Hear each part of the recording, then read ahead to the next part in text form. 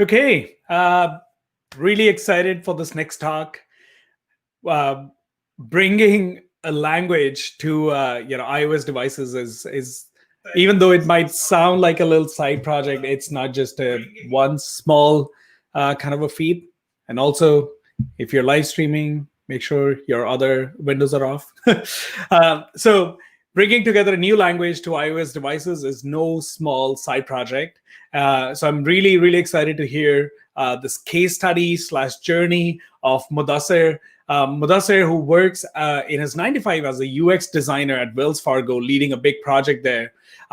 Today, he will be sharing his journey, which includes a startup failure, which costed him about $50,000 of loss, but also led him to inspire Apple to bring Urdu's original typography to the devices. So massive emoji applause needed here. And let's welcome Mudassir to the screen.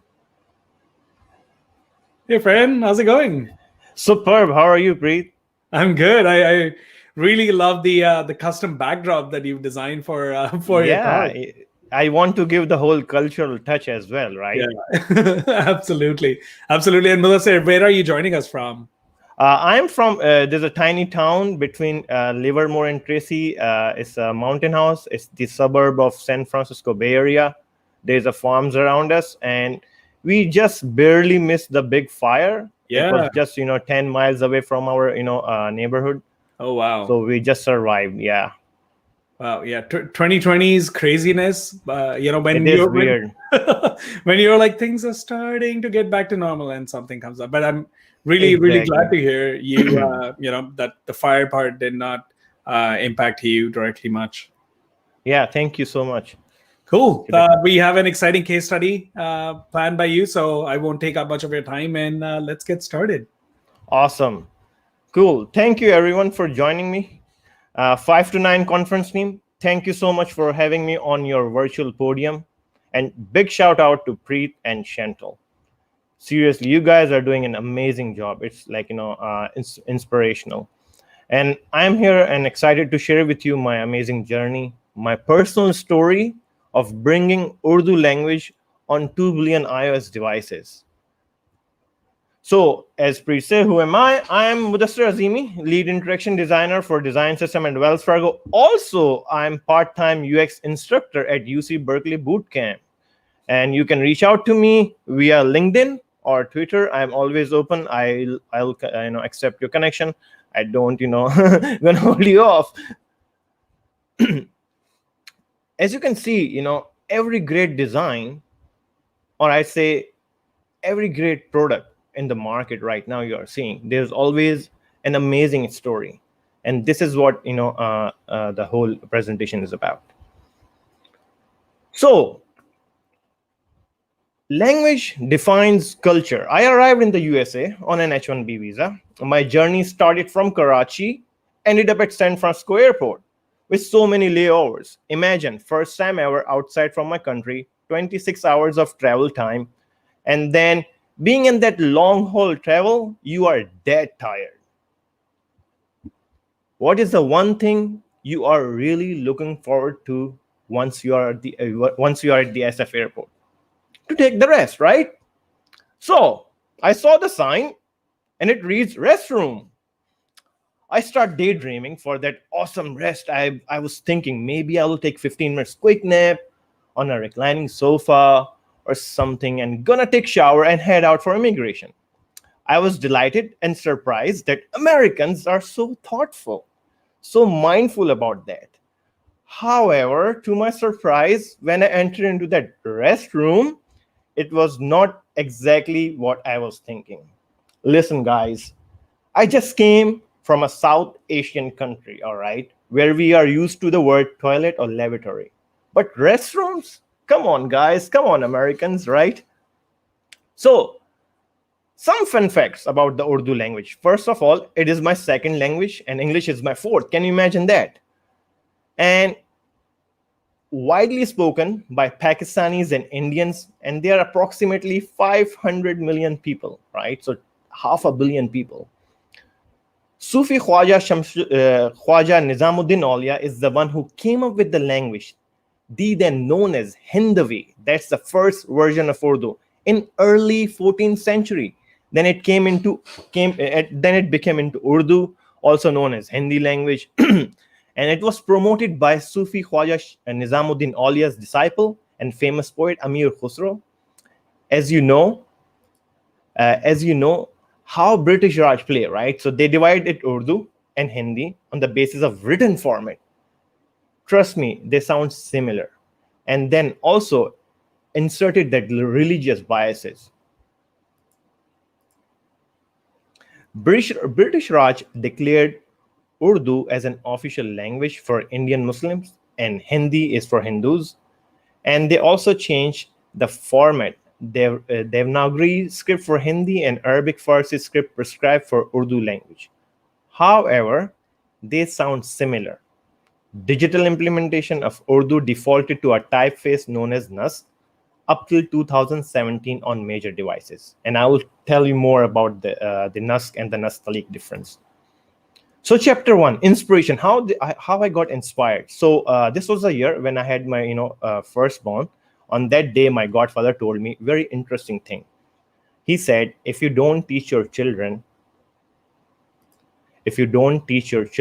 their mother tongue, then in the future, even if you spend $10,000, you won't achieve anything.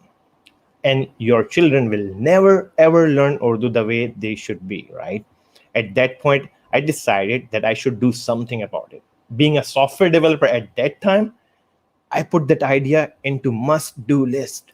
Then in 2009, I watched the Mix 2009 conference.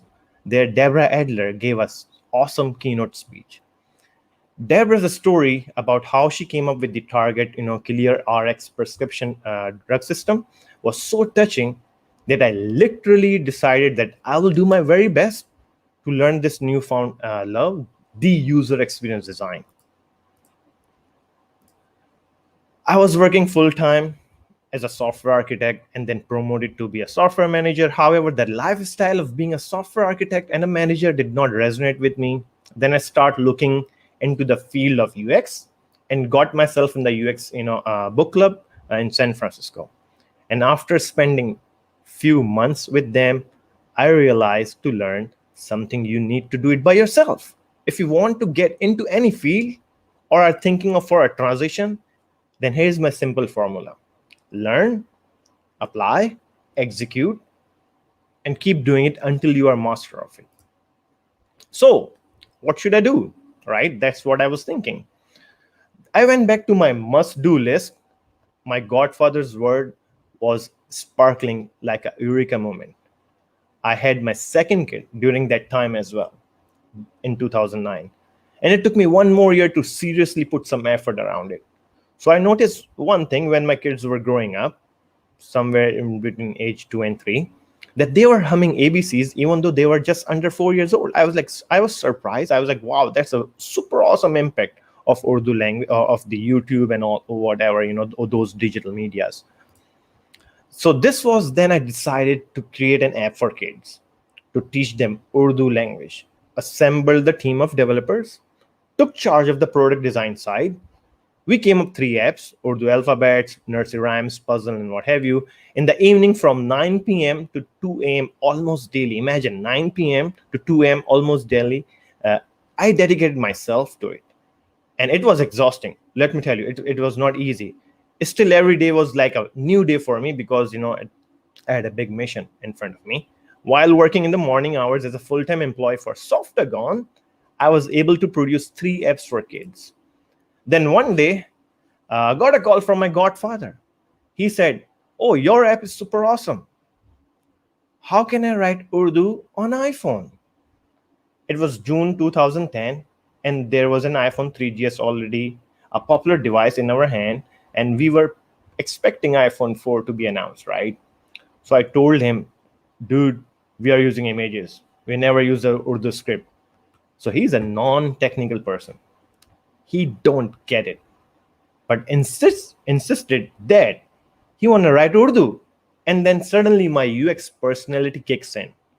And I asked, what are you doing today to write Urdu text? And he replied, I'm using Arabic keyboard. on iPhone. This is where I start implementing my newfound learning, which is user research, right?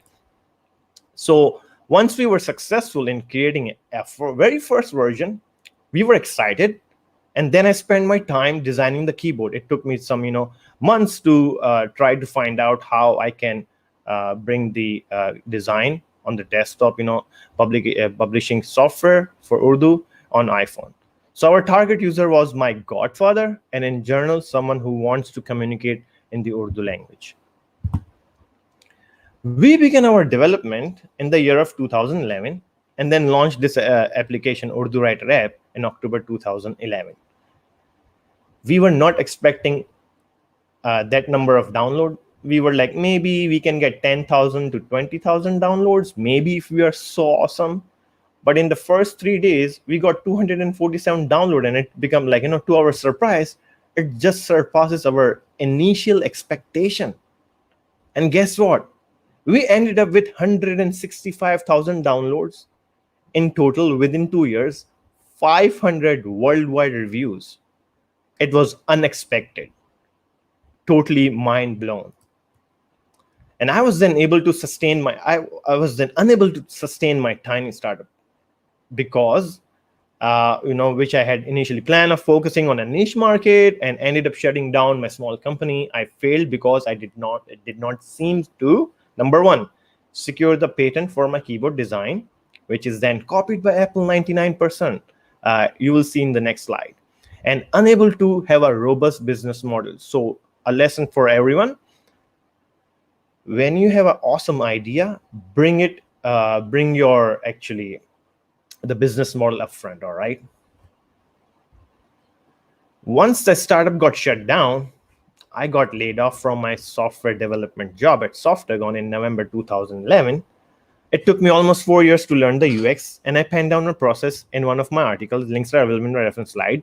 So working on apps for very niche market did help me a lot, and in a blind faith on my UX mentor. And I would say that when you are doing the job transition or something like this, make sure you have a super awesome mentor with you. And then got hired by Wells Fargo in June 2012. Be resilient. That's the only thing you can learn, when you are doing your side gigs, right? So that's one thing I learned from during this transition period, and also that the love that I had, right? So I was not happy. Like, Apple came up with the idea, right, with the Urdu keyboard and everything. They did launch it. However, there's one tiny thing about the Urdu typeface. And let me tell you this: Silicon Valley companies are not culturally aware. They are lazy. Yep. They try to paint the world with one single brush. Not a good idea. These companies mostly do not understand the culture of other countries where their app is going to be used, right? These companies went on a lazy route and adopted the NUSC typeface. And NUSC typeface, which appears on digital product, is basically the Euro NUSC. All right, it's not the true Arabic NUSC. So that's why the Arabic text normally appears blocky, and it just sneaks into today's digital, font, digital Arabic font as well, which is called NUSC. And you can see the difference, right? The top one is the NUSC typeface, the bottom is a NUSC Lake one. So somewhere in 2013, a person wrote an article. His name is Ali Etraz. That article title was, Death of Urdu Script. I was a bit furious. I was like crazy. The way he portrayed it, that was not really helpful. It was discouraging and kind of like a pessimistic view. I wrote a reply to his article. Unlike his commentary, my article didn't get popular. That's fine. But guess what? I met with him. He was my neighbor. And I told him this: the only way to get the proper typeface is to talk to those who are building the operating system. We need a system level approach. Talking to Facebook and Twitter won't help. Trust me, because system designed by Apple and Google, right? So solution is simple. Just map the Unicode appearances of Urdu on Nastaliq typeface instead of NUSC. So then iOS 8 launched in 2014 with Urdu keyboard. The Apple's Urdu keyboard appears 95% as Urdu writer's keyboard. See the resemblance. We were the champ because we figure out the design idea, right? I was able to nail down how it should appear on the tiny screen. So a small victory for us, but it was a bit too late already. I already shut down my company. We were out of the game. Already lost $50,000 because paying the salary and all the details and what have you. But still, I was on the mission to bring the Urdu language properly, and that was the first inspiration that Apple took from us. Back in 2014, I wrote a letter to Tim Cook.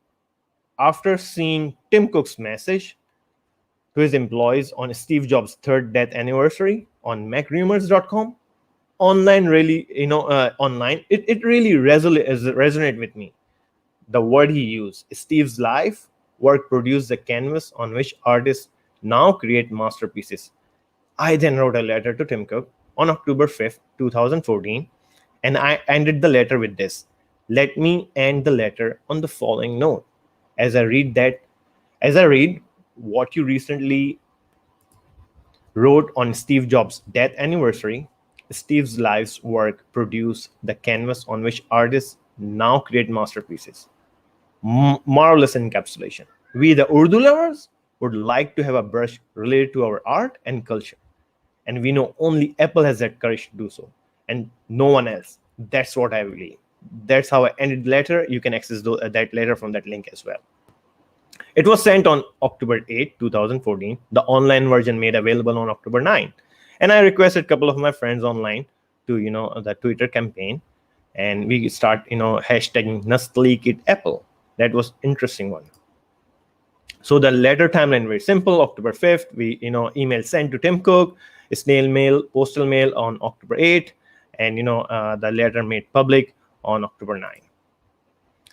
So then a big surprise, October 13, 2014, I got a response, a call around 12:28 p.m. when the person says, I'm speaking from Tim Cook's office regarding the letter you sent. My heart sank. For a millionth of a second, I thought it may be a cease and desist notice, and they are officially calling me to take down the letter and what have you. I don't know. I was like totally, surprised and shocked. But then he said, Tim Cook instructed me to tell you that we heard you. Later on, secretly, I came to know that my letter did inspire the higher-ups at Apple. And they are dead serious about bringing that typeface on the iOS devices. Man, I was excited to hear this call, and then got confirmation email that you can see on the slide from them. Did the story end here? Nope. I keep reminding them every year and email to them, and then they launch Nastalik in iOS 9. But because of so many bugs, it went on hold as usual every year on Steve Jobs' death anniversary. I keep emailing Tim Cook and also keep sending them the letter. Then on October 13,